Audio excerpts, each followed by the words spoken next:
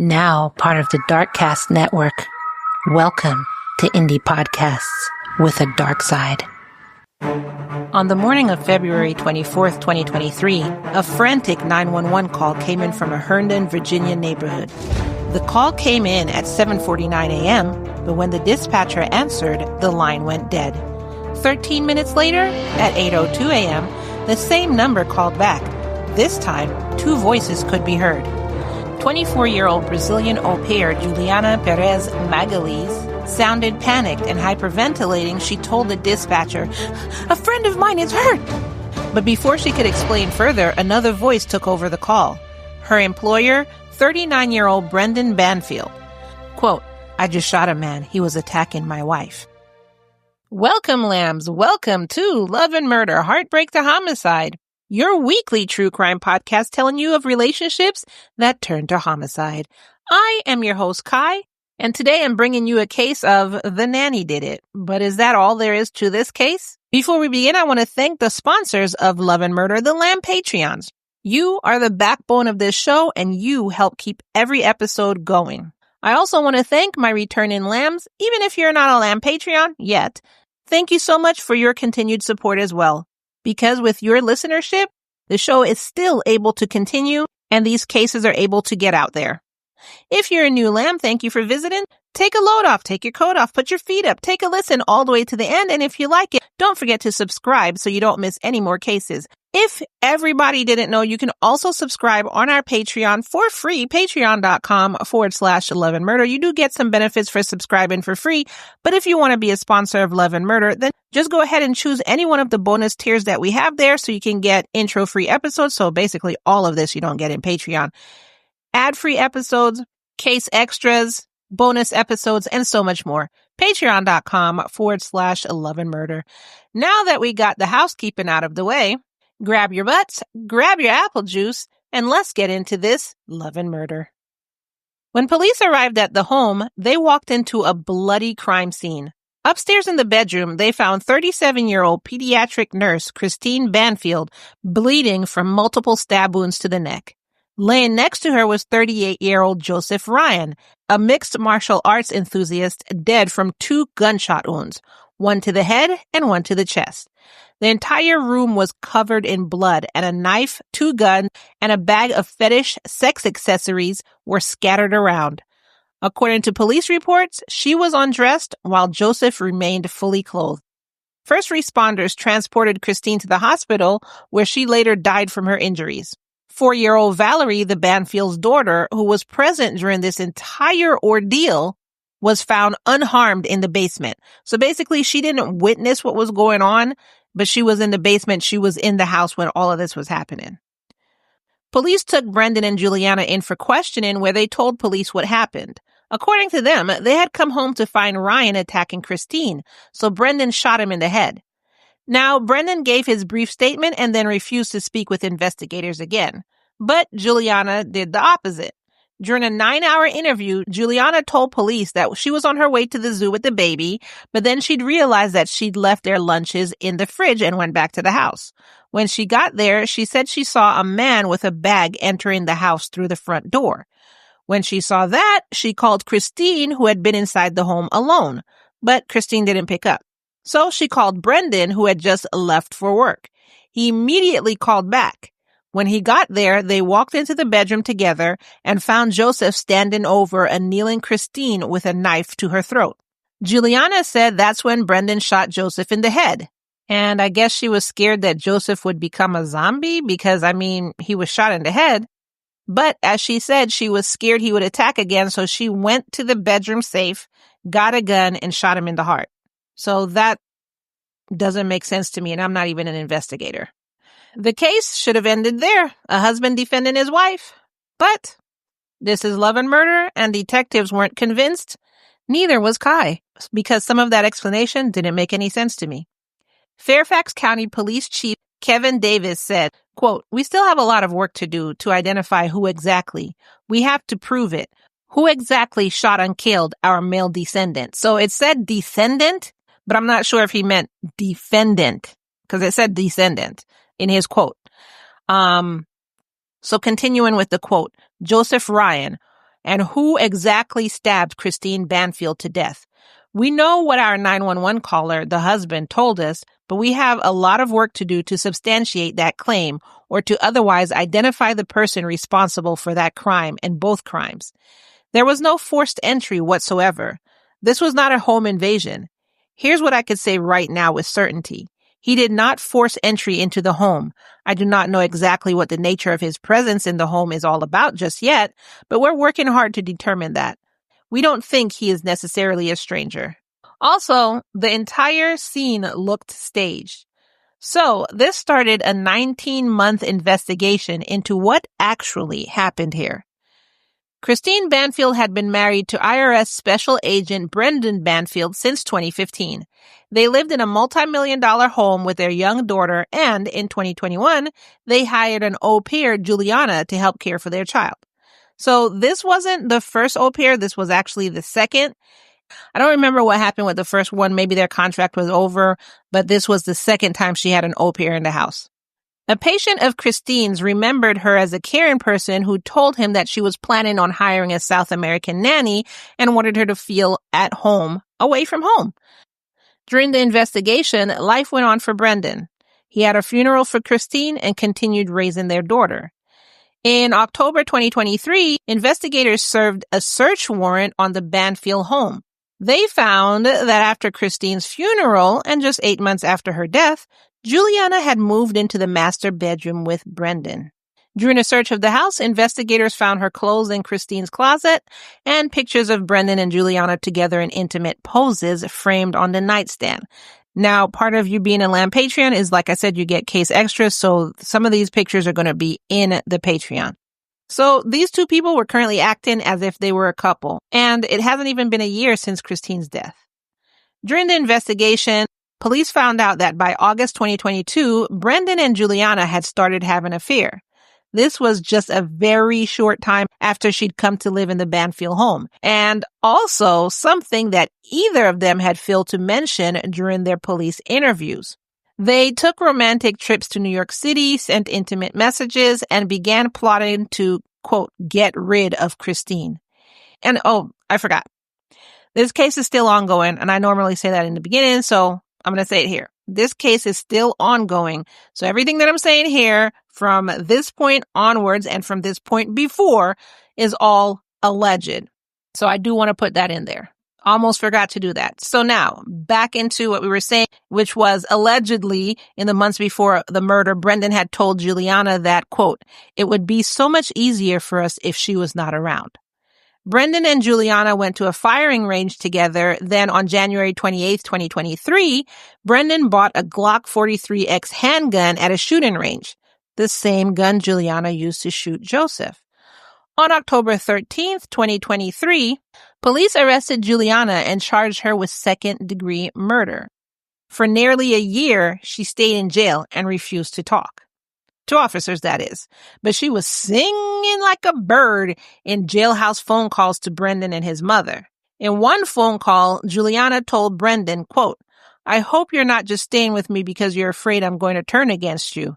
Then, in a, quote, taped conversation found on his mother's phone, Brendan complains to his mother that Juliana couldn't, quote, keep her GD mouth shut on calls from jail.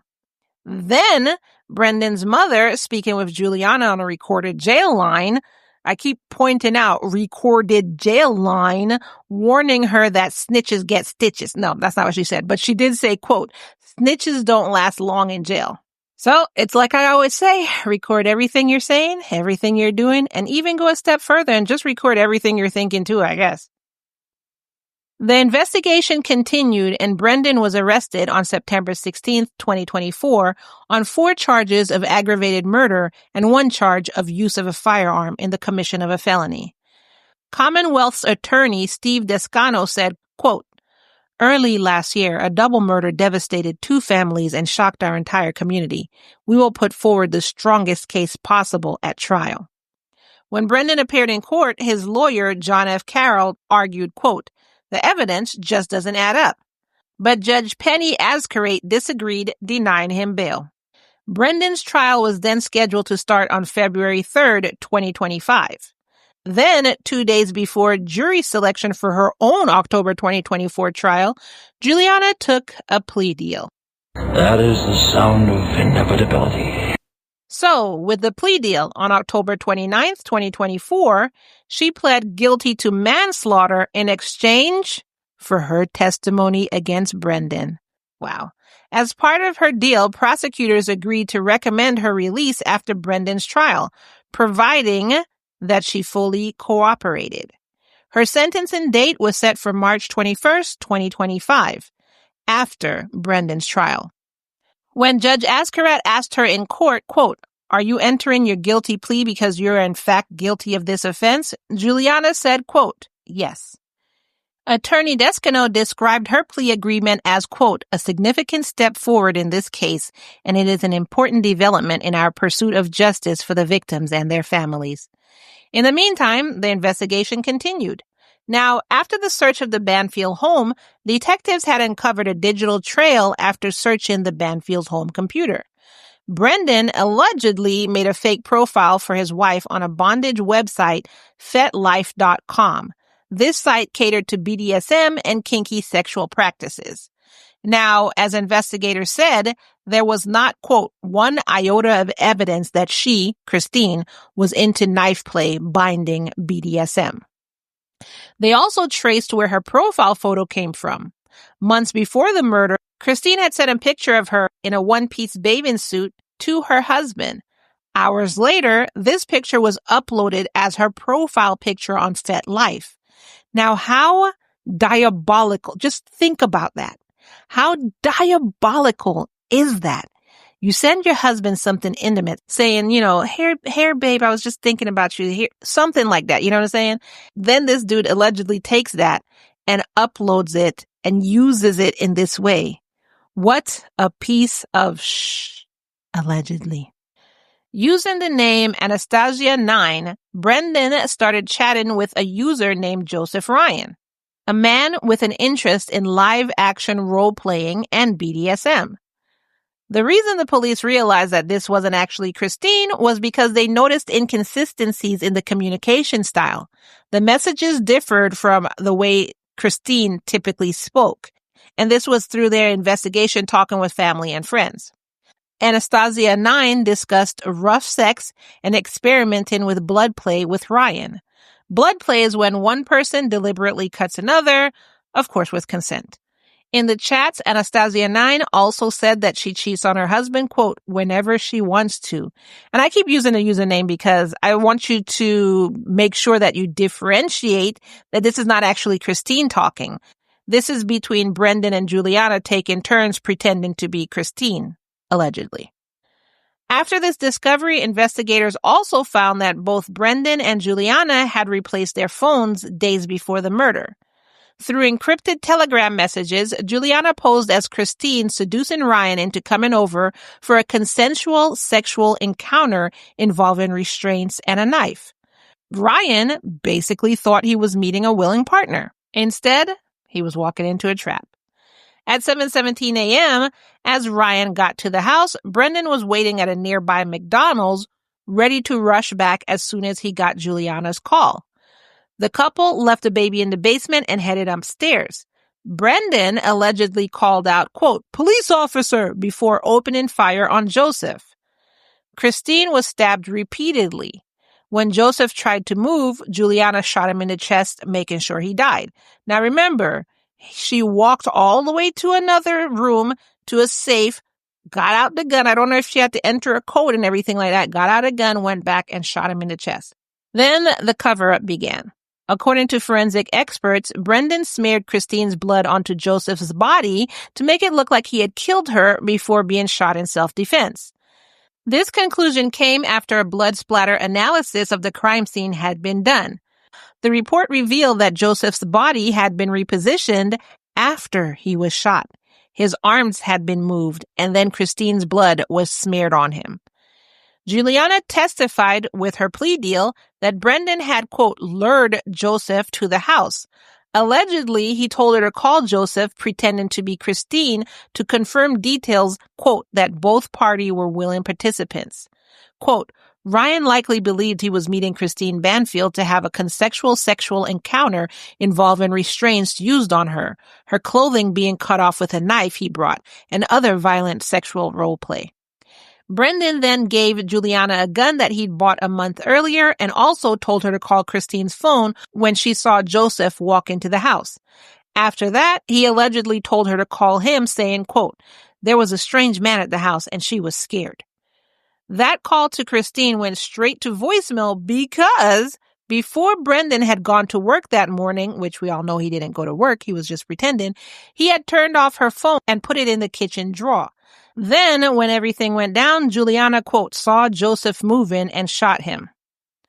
On December 16th, 2022, Brendan was indicted on additional charges of felony child abuse and neglect and felony child cruelty due to having their toddler at the house while everything went down.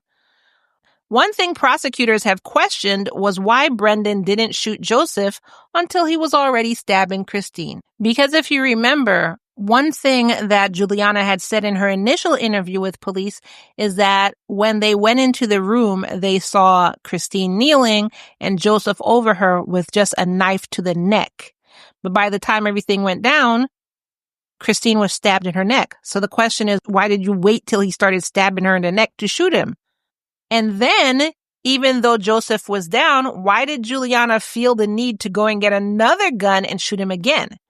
And finally, why did they wait 10 minutes before calling 911? Because they called, if I remember correctly, they called like 3 times and hung up. And then either the third or the fourth time, that's when they finally started talking on the phone. So what was going on? This is everything that the prosecutor is asking. And a medical examiner also testified that the first bullet had actually partially blinded Joseph. So that's what I was saying in the beginning, like he was shot in the head.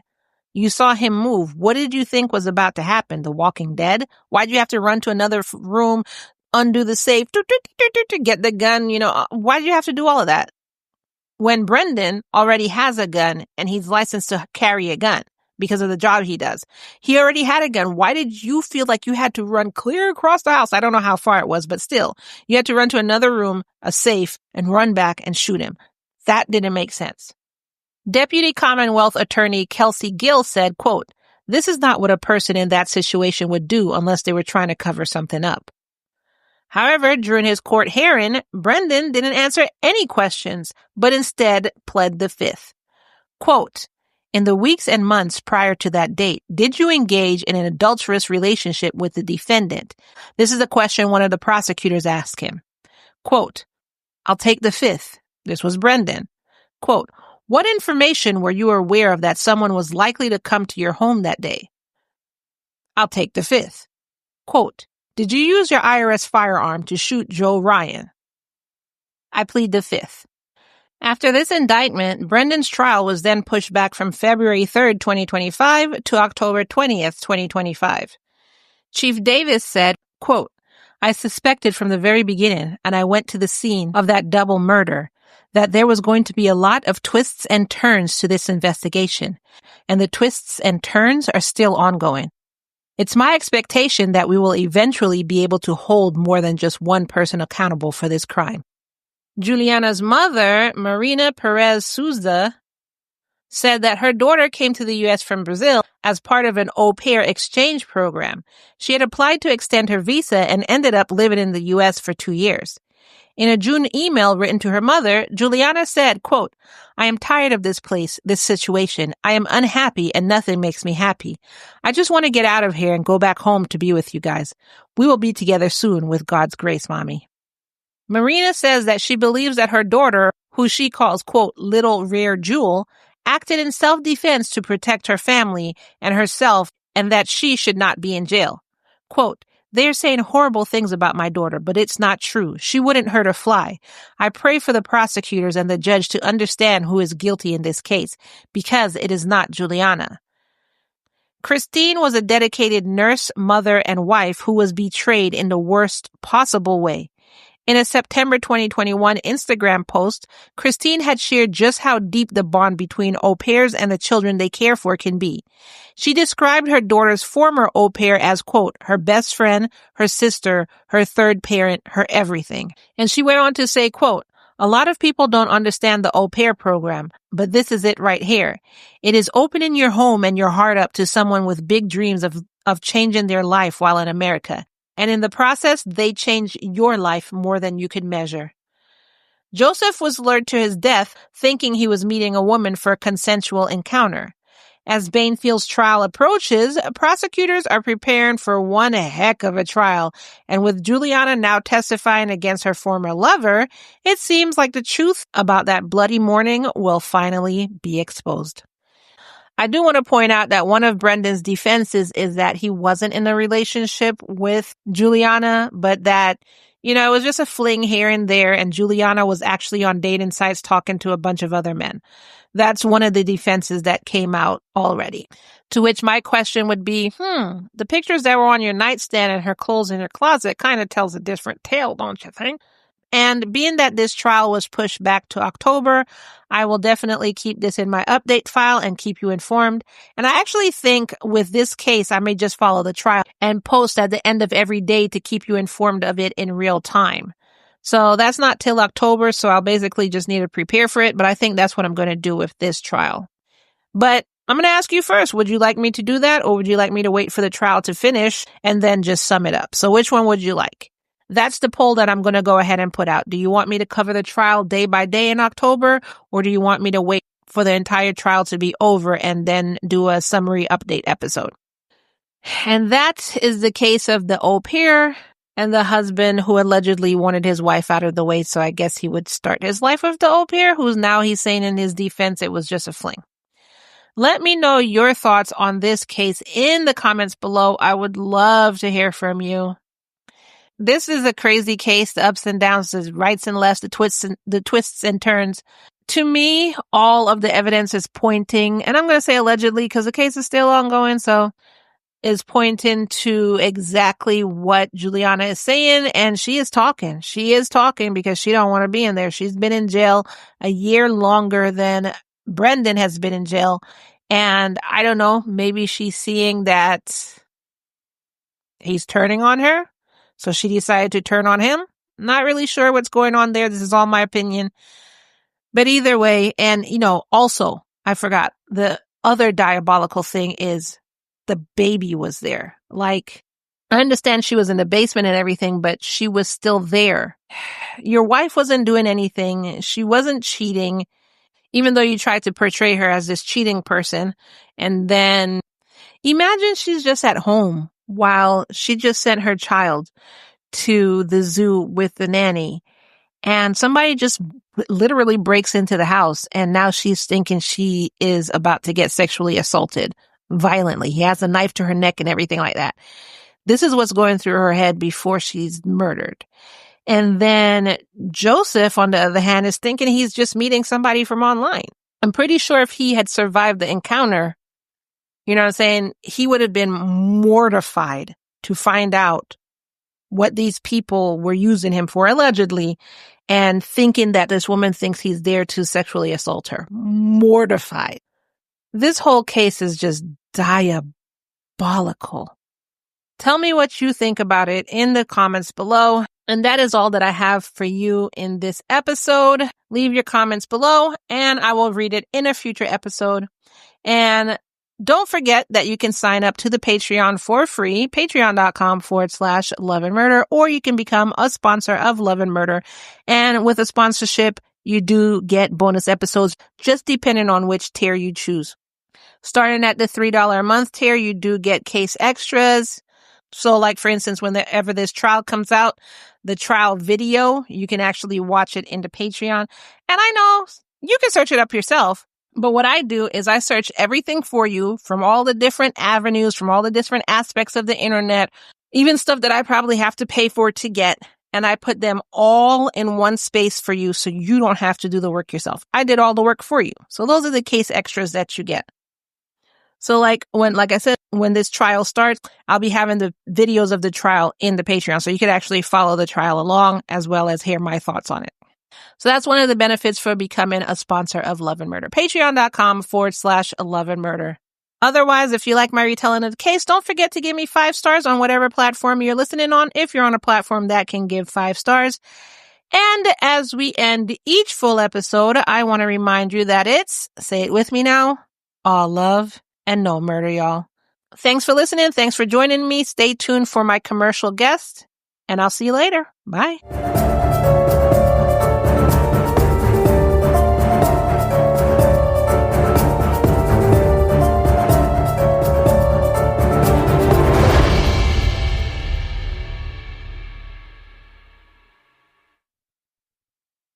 Welcome to Creepy Tapas, where we do the opposite of deep dives and bring you tiny tastes of terror connected by a common ingredient. True stories to haunt and chill you and the pop culture they inspired. Or at least the movies and books that remind us of them. Join us as we descend into darkness, beginning with the lighter side of our weekly topic, and wrapping with a full dark, no stars account of terror, madness, murder, and more. It's Creepy Tapas, y'all.